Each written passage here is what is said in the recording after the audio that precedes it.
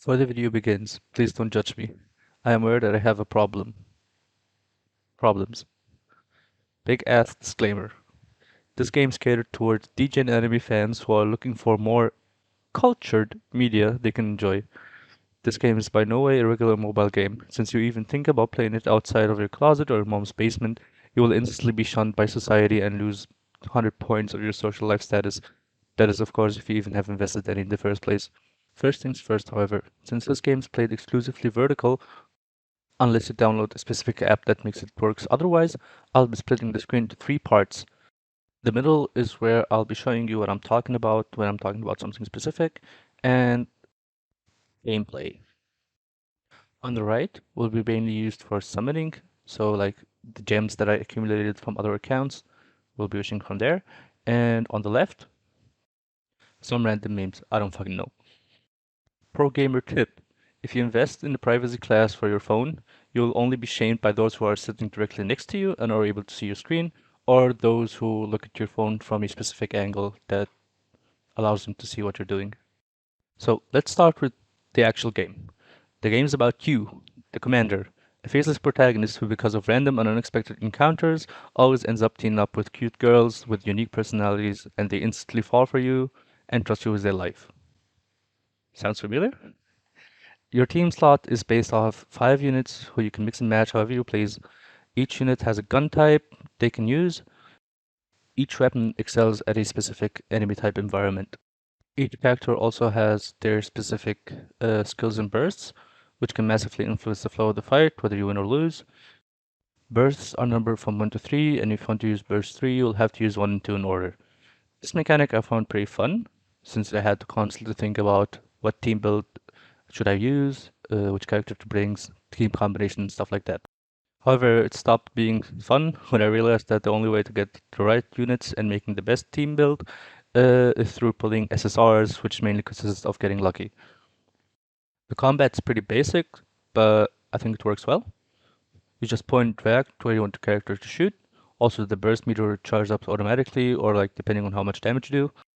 There's also the option to let the game do the gaming for you, but you're always allowed to interject with the aiming, which helps a lot in some boss battles.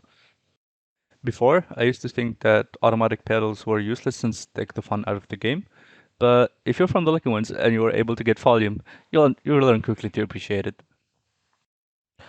During the story mode, you can walk the small figures of your team around the map, choosing which battle to engage in. There are also collectibles that are hidden around the map that can give you various things like gems and blueprints. However, most of the time you will be walking into walls, feel like a complete idiot for missing the item that you walked past by for like 5 times. The blueprints are very important since they allow you to construct buildings in your outpost. Those then allow you to progress further in your academy, which boosts some stats in the game, like how much you get from the defense outpost or like how many characters you can sing. There's also a friendship system in the game, which boosts the character's stats the higher the friendship is, but you'll probably end up most of the time like me wondering why the fuck you can't understand this character and why you always get 50 point instead of 100. So next is the resources in this game. I played a lot of gacha game in the past, but they all had like this stamina system that stopped you or limited you from progressing a lot in one day. Stamina in such games was never really a problem for me personally, since they usually offer some kind of recharge item, which every player will tell you that you'll need at least 500 saved up just in case, and if you ever used one, you'll be instantly mentally ill in their eyes. Nikke doesn't really have a stamina system, but more like a farming stages that you can enter daily. Those can give you like equipment, enhancing currency, stuff like that. And there's also the outpost defense that charges up throughout times that give you currency and some items as well. Theoretically, you can use gems in order to collect the items out of defense outpost early. However, you need every scrap of gem you have in order to summon for the waifus that you probably won't get. There are a lot of currency in this game, from gems to money to the blue USB cards to the eyes to the union currency that I still don't know how you can collect to the DNA that you get from duplicate characters and you can use them in the shop. Getting duplicates is really important in this game since you can start a character which increase their level cap and also boost their stats. Oh, I forgot to mention this. but the farming stages are all basically a big ass DPS check. The higher your DPS, the higher the rewards. That's also true for the outpost defense, since the further you progress in the story, the more rewards you get. So, is Nikke free to play friendly? Since gacha is all about luck, you might end up with a very strong character very early on in the game, or you might not get anything at all. So I decided to only use the SR characters that are provided by the game to see how far I can progress. Since the SR roster in the game isn't that big, I had a huge problem with the team building. As I already mentioned, each character has a specific weapon type and a specific burst number, which is very important in team building, and since the roster is so small, I didn't have much flexibility with the team building.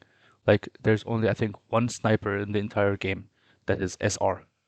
Also, the bursts of these characters was very underwhelming, which is like understandable since the game wants you to use the gacha system and get more pulls, get more money in. But I think it was very lacking. Although hitting progression walls due to lacking DPS is something that I faced also in my main account, in this account where I was only using SLRs, I hit that way often and very early on in the game. The only way for me to get out of those walls were to wait an entire day for my resources to gather up and then level up my characters to the point where having the right weapon type doesn't really matter since the DPS was way higher than the recommended level. Since the game offers up a lot of gems and a lot of free wishes at the start, I think that is a problem normal people who are normally playing the game won't be facing. So as long as you get lucky enough and you get like duplicate for your SSR or like good SSRs, you will probably won't face that problem much. But keep in mind that you'll also, even further down on the story, you will be facing those walls where you just have to wait it out. Because either that or spend money.